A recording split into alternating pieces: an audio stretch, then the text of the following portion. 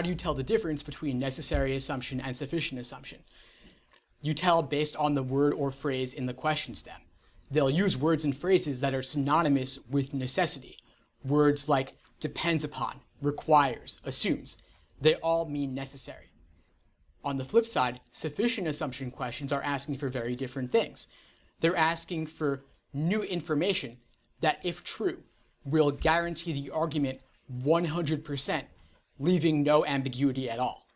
So that's like if you wanted to guarantee that you were able to buy a $1 item, if you learned as new information that you had $100, well, 100 is certainly sufficient to buy a $1 item.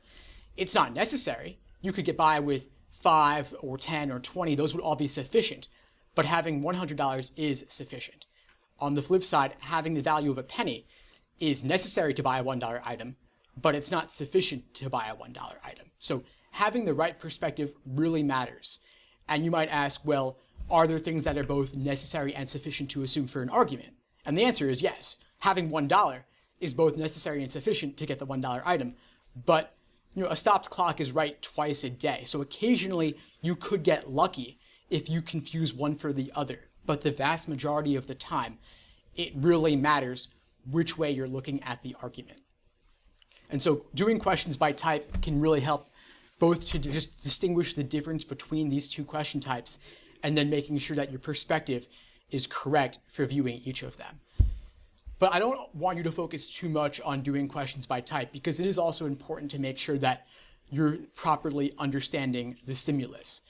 A lot of times I'll hear from students who say, I don't really notice patterns in my wrong answers or what I'm getting wrong.